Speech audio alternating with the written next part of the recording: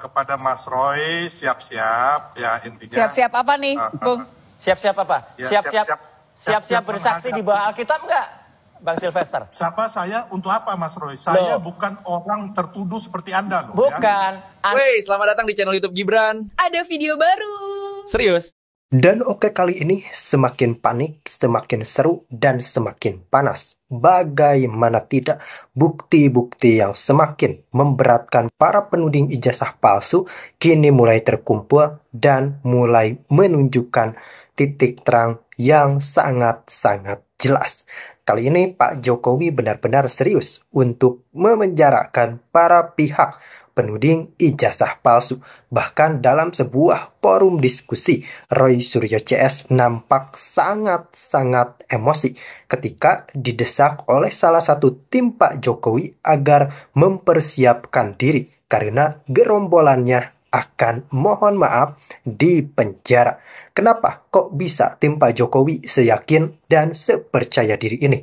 Tentu saja didasarkan oleh beberapa bukti otentik yang sudah tidak bisa diganggu-gugat dan tidak bisa terbantahkan. Mereka berulang kali mengatakan keraguan atau mengatakan yang lebih barbar lagi bahwasanya ijazah Presiden ke-7 kita adalah palsu. Oke rekan-rekan, sebenarnya pihak UGM dan Kepolisian Republik Indonesia sudah melakukan uji yang berorientasi mengecek keaslian ijazah tersebut. Dan buktinya, ijazah Pak Jokowi terbukti asli 1000% dan tidak ada keraguan di dalamnya. Lalu kenapa kok mereka sangat-sangat spontan dan frontal mengatakan keraguan dan lain-lain? Feeling saya, jangan-jangan ini ada pengalihan isu. Mengingat pemerintahan Presiden Prabowo Subianto dan Gibran Rakabuming pada saat ini tengah gencar menangani beberapa kasus korupsi. Ingat, dengan tidak viralnya kasus korupsi rekan-rekan, maka dari itu membuka peluang untuk pengalihan isu ini dilakukan.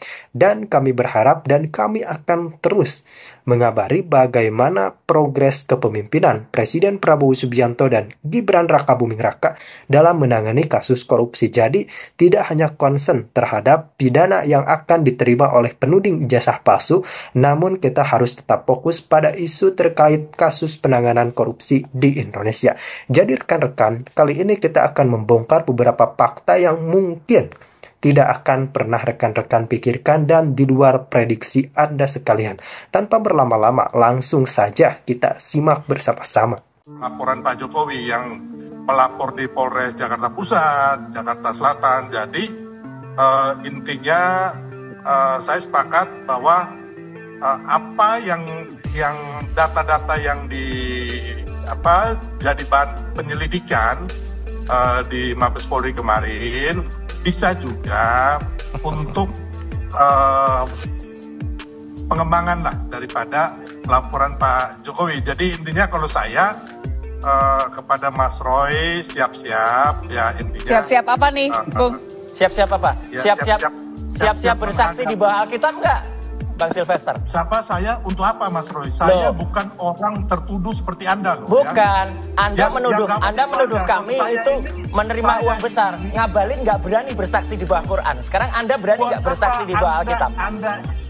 Jadi begini ya. Ya berarti nggak berani. Berbohong dong Anda. Mas Anda sudah keluar di mana saja teriak saya terima dana besar.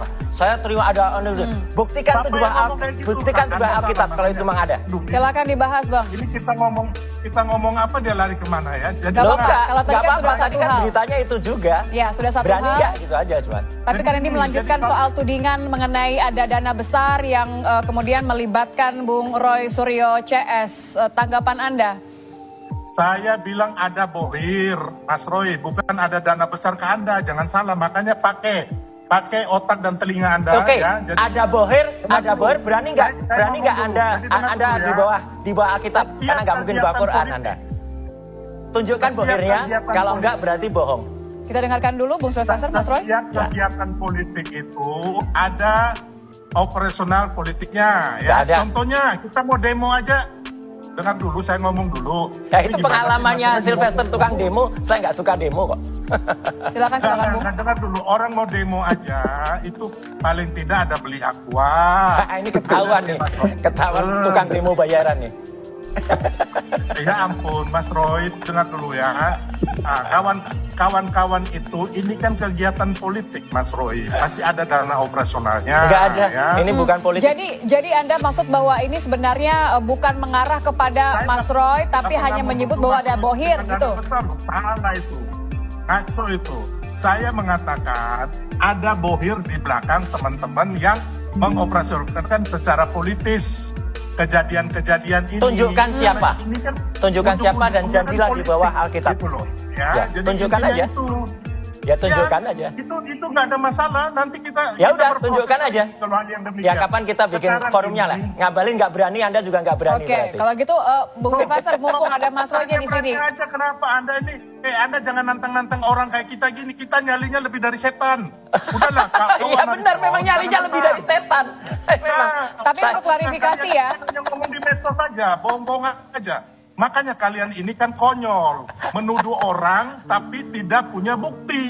Udahlah, Makanya nggak berani kalian bahas kita. sekarang Pegangan kita hablumminallah dan Bung habluminanas. Sylvester, Sudah saya selesai. sebelum ke Pak Susno ya, saya konfirmasi berarti maksud Kita hari ini adalah video podcast Dr. Roy Suryo dengan Dr. Abraham Samad dalam acara Speak Up yang menjelaskan bahwa foto yang ada dalam ijazah UGM Jokowi adalah foto Dumanto Budi Utomo, bukan foto Joko Widodo. Ini mengindikasi dari kepalsuan ijazah. Video podcast Dr. Roy Suryo dengan Bambang Wijoyanto mengenai analisis ilmiah Dr. Roy Suryo berkenaan dengan dugaan palsunya skripsi dan ijazah Jokowi. Ini penguatan atas video-video sebelumnya. Polisikan oleh Bapak Jokowi dengan pasal UU ITE, Roy Suryo tidak terima karena UU ITE itu dia yang buat. Salam APBN, ambil positif, buang negatif, tonton videonya sampai habis. Jadi akhirnya Pak Jokowi itu melaporkan Roy Suryo ya guys ya. Terus secara gamblang, secara belak-belakan Roy Suryo bilang kalau Pak Jokowi itu jahat karena menggunakan UU ITE untuk mempidanakan. Karena dilaporkan oleh seseorang bernama Joko Widodo, ya, dengan pasal-pasal sabrek ya, ada pasal 30, 311, 27A, ITE, 232 ITE dan 35 ITE. Sampaikan pasal ITE, pasal-pasal di ITE itu bisa kasih ke dia, ya, jalannya. Bisa minta ditulis, hanya itu aja. Pasal ITE itu dibuat oleh Indonesia supaya kita diakui di dunia internasional untuk informasi dan transaksi elektronik, bukan untuk mempidanakan, ya gitu. Jadi jahat kalau ada orang menggunakan pasal ITE itu mempidanakan. Siapa yang jahat?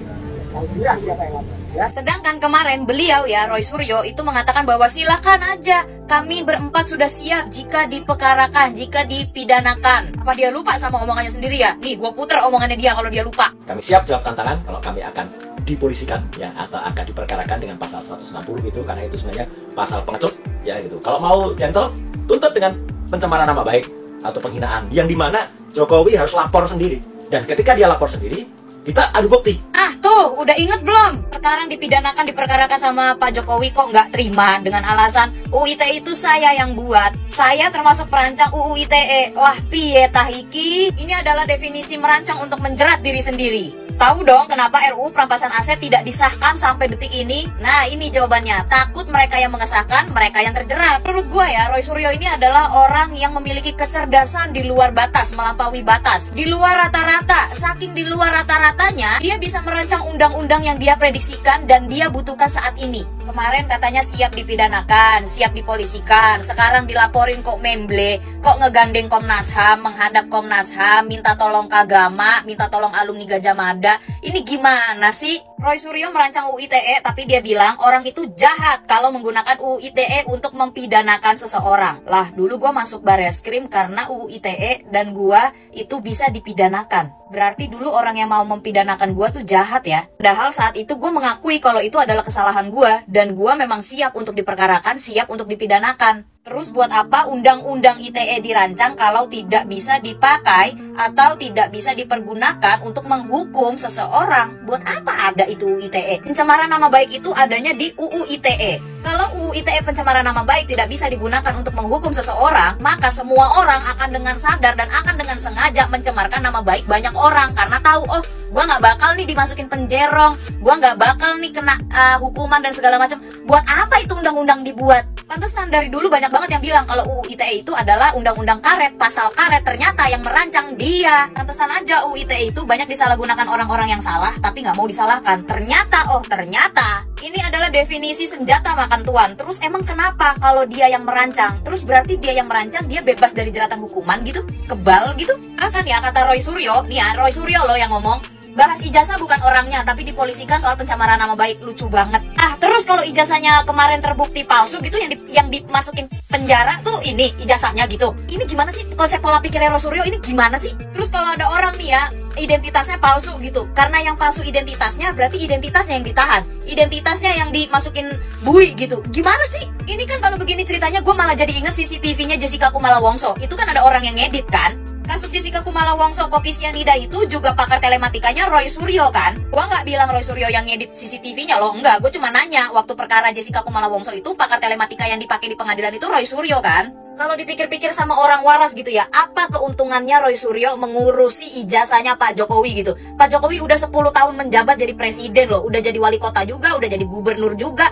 Lu ngapain sih ngurusin ijazahnya Pak Jokowi? Untungnya apa buat lu? Fungsinya, manfaatnya tuh apa? UGM udah bilang asli, Barreskrim udah bilang asli, udah dicek juga sama tim forensik. Teman-teman UGM-nya Pak Jokowi, alumni UGM juga udah menyatakan kalau itu asli. KPU juga udah bilang itu asli, Pak Jokowinya juga udah bilang itu asli. Terus lu mau cari apa lagi? Ini gue pemikiran orang normal aja ya. Ibarat kata gue tidak mendukung Pak Jokowi gitu. Ibarat kata gue bukan pembela Pak Jokowi ya.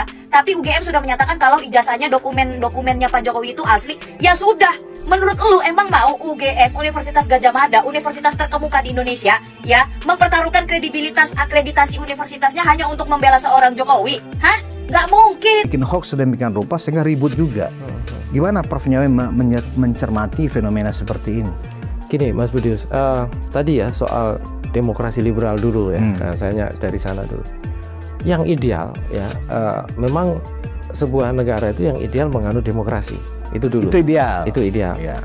Dan banyak negara yang bisa punya energi besar membangun bangsanya, itu juga karena prinsip-prinsip demokrasi. Nah, kita lihatlah Kampium Demokrasi Amerika ya, selama ratusan tahun itu kan berdiri gitu ya, tumbuh luar biasa juga semangatnya demokrasi. Ya di banyak negara juga gitu, di Eropa Barat, di Inggris, di UK juga luar biasa survive juga saya kira karena demokrasi. Karena apa? Sistem yang lain ada kelemahan kayak monarki dan lainnya ada kelemahan. Dianggap ini jalan tengah kira-kira gitu. Nah, undang-undang kita, konstitusi kita itu kan juga diletakkan ada dua prinsip di sana yang paling menonjol. Tentu banyak, tapi dua hal yang menonjol. Yang pertama, negara kita ini negara kesatuan, unitary state gitu ya, karena archipelago dan lain-lain, maka yang cocok negara kesatuan. Ya, terus yang kedua, ada juga prinsip demokrasi yang dijalankan di sana, yaitu apa? Kebebasan berpendapat. Kan di pasal 28 ya, itu dijamin konstitusi dan seterusnya. Nah, cuma ada cumanya ini, Mas Budius. Ini perdebatan klasik di antara para filsuf dan ilmuwan demokrasi di masa lalu. Ada dua yang paling nggak saya contohkan. Kalau Walter Lippmann itu mengatakan opini publik itu artinya ini penting bagi demokrasi karena apa? Semua masyarakat punya hak untuk partisipasi dan menyuarakan ekspresinya. Artinya prinsip egalitarian. Ya, siapapun warga negara punya hak ya untuk berdiskusi, untuk menyampaikan pendapat terkait apapun. Ya. Tetapi ada lagi John Dewey itu agak meragukan itu. Kenapa? Ada syarat demokrasi yang harus dipenuhi mestinya ketika semua suara dihargai. Apa itu? Yang pertama, citizen itu warga negara, partisipan demokrasi itu harus punya yang disebut dengan capable of thought, kemampuan berpikir. Bahkan lebih jauh dari itu, di John Dewey itu tersirat bahwa sebagai prasyarat demokrasi masyarakatnya itu harus waras, bisa berpikir dengan jernih, ya kan? Punya kemampuan ya untuk melihat, menganalisis dengan kaya dengan berbagai informasi yang cukup, bukan bias juga. Nah ini yang dikhawatirkan John Dewey waktu itu ya. Makanya kan kalau kita lihat kan jalan tengah ya, artinya pemikiran Lippmann itu populer gitu ya, bahwa demokrasi akhirnya sampai sekarang ada demokrasi elektoral itu kan, one man one vote kira-kira gitu. Tapi satu sisi kan cocok untuk apa sih? Kalau hanya untuk pemilu saya kira itu cocok gitu ya, memilih. Kalau di kita udah menjalankan di pasca reformasi kepala daerah langsung ya kan, termasuk presiden langsung. Pada konteks ini kita jauh lebih maju dibandingkan Amerika. Amerika masih electoral vote ya, electoral college yang milih gitu ya. Kalau kita pemilu langsung kan gitu oleh masyarakat gitu. Nah, tetapi ada hal-hal yang tadi diingatkan John Dewey, capable of soap dan kewarasan pemilih, kewarasan masyarakat ini jadi syarat penting. Di masa dulu kita kewarasan masyarakat maksudnya gimana? Ya, kewarasan masyarakat itu masyarakat bukan hanya cerdas, tapi waras itu dalam arti apa? Dia bisa mencerna, dia bisa berpikir, dia bisa punya prinsip nilai-nilai tertentu yang jadi dipegang gitu ya. Itu ada gitu dan itu terus dijalankan. Bukan brutal ya, bukan kalau demokrasi dijalankan dengan brutal itu kan namanya mobokrasi ya. Itu juga kekhawatiran banyak orang gitu loh. Orang asal-asalan aja gitu ya, bahkan dengan kekerasan misalnya. Makanya di banyak negara di Timur Tengah itu kan sering gagal transisinya.